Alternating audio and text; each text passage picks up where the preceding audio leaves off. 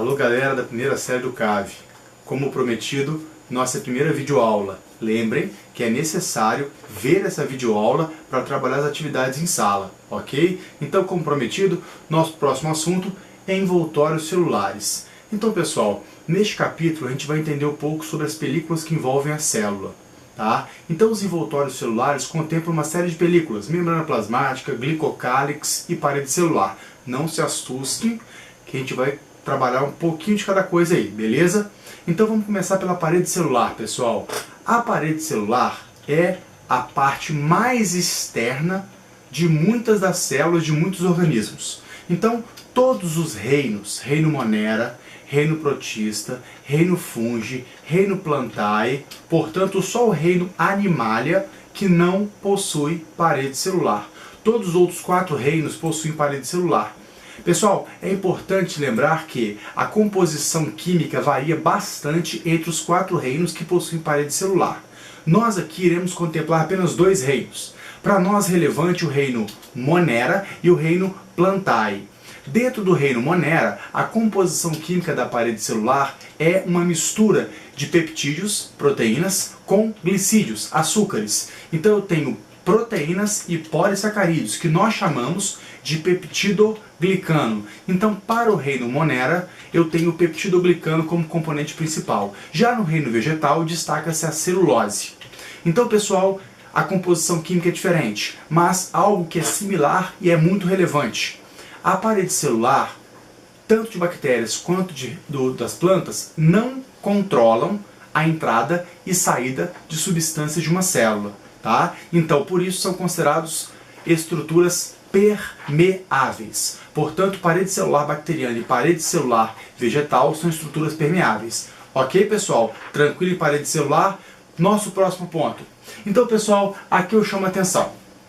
Em células bacterianas, em células de protistas e em célula animal, principalmente com foco na célula animal, nós temos uma estrutura chamada de glicocálix ou glicocálice. Bom, é uma estrutura, na verdade, formada por pequenas moléculas presentes na face externa da membrana plasmática. Então aqui eu tenho a face externa da membrana plasmática, como vocês podem ver no vídeo aí, tá? E aí, pessoal, nessa face externa eu posso ter aderido glicídios, eu posso ter, na verdade, aderido glicoproteínas ou glicolipídios. Então, glicoproteínas ou glicolipídio.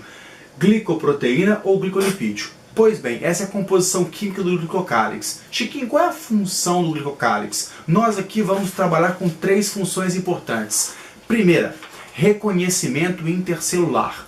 Então, pessoal, quando uma célula de defesa do seu organismo, por exemplo, vai pelo sangue procurando algum tipo de invasor e acha uma célula suspeita, um dos mecanismos de reconhecimento é encostar o glicocálix na célula de defesa nesta célula supostamente invasora. Se houver nessa célula invasora um glicocálix reconhecido por essa célula de defesa, opa, reconheci que é do meu corpo, então não há problema, não preciso destruí-la. Então eu tenho um reconhecimento celular.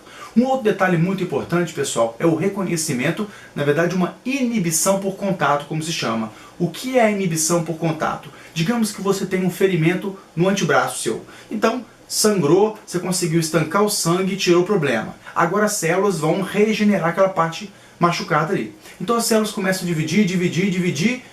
Chiquinho, até que ponto elas vão dividir? Como elas sabem que é hora de parar? Na verdade, uma área lesada com a outra área lesada vão reproduzindo. Quando o glicocálix de áreas vizinhas se encontram, há uma inibição do processo de divisão por contato. Então, uma segunda função importante.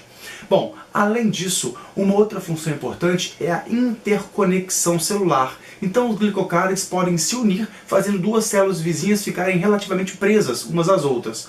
Bom, vai mais uma função para você então aí, tá? Uma outra função importante do glicocálix é o seguinte: como ele é a última camada de muitas células, as células se esbarrarem, se acontecer de se esbarrarem, elas entram em contato através do glicocálix. Então, não há contato entre as membranas plasmáticas. Então, evita um desgaste da membrana plasmática.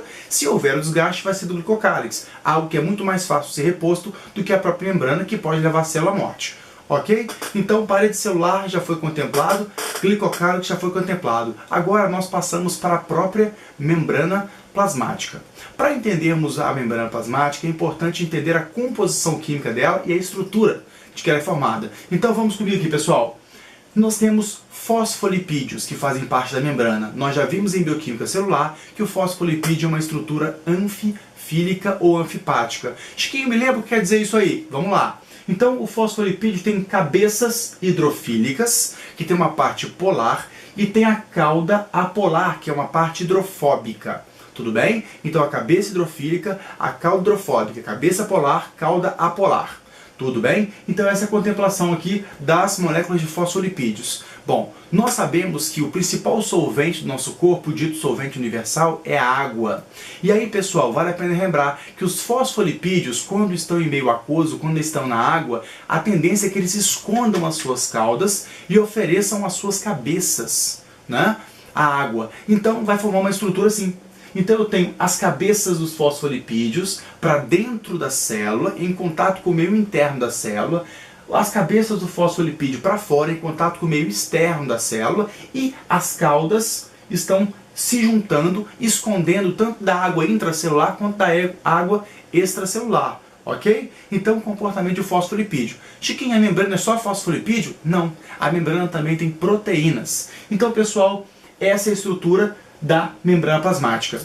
Essa estrutura de membrana foi desvendada por dois pesquisadores, Singer e Nicholson.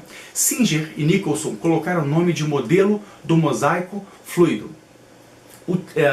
O enunciado deste modelo diz o seguinte: eu tenho dupla camada de fosfolipídios, uma bicamada de fosfolipídios, e notem que essa bicamada é atravessada por proteínas. Esse atravessar pode ser parcial, apenas uma camada, ou as duas, totalmente. Então eu tenho bicamada de fosfolipídios atravessada parcial ou totalmente por proteínas. Ok? Em célula animal, vale a pena lembrar que eu posso ter a presença também de colesterol.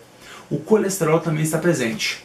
Notem que o fosfolipídio confere fluidez à membrana. Chiquinho, o que é fluidez? Tornar a membrana mais líquida, e por isso as peças que integram a membrana têm mais movimento. É uma membrana, portanto, dinâmica. Então há um dinamismo nas peças que integram a membrana.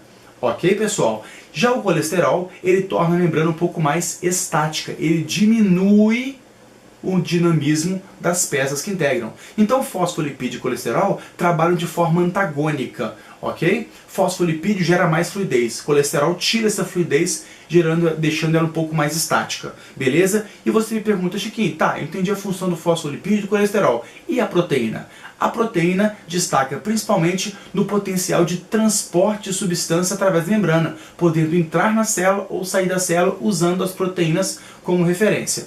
Bom, por último aí, vale a pena ressaltar o seguinte: o modelo do mosaico fluido, a palavra mosaico diz respeito ao movimento das peças já citada de forma aleatória, sem um padrão específico, tá? E fluido, justamente, é a função do fosfolipídio que deixa as peças mais maleáveis com um dinamismo maior. Então eu tenho um dinamismo de forma aleatória. É a ideia de modelo do mosaico fluido, ok? Pessoal, só para vocês entenderem, eu vou cortar esse vídeo agora, tá? Porque senão vai ficar muito grande. No próximo vídeo, que vai logo depois para vocês, nós vamos trabalhar a função da membrana, ok? Um abraço, pessoal!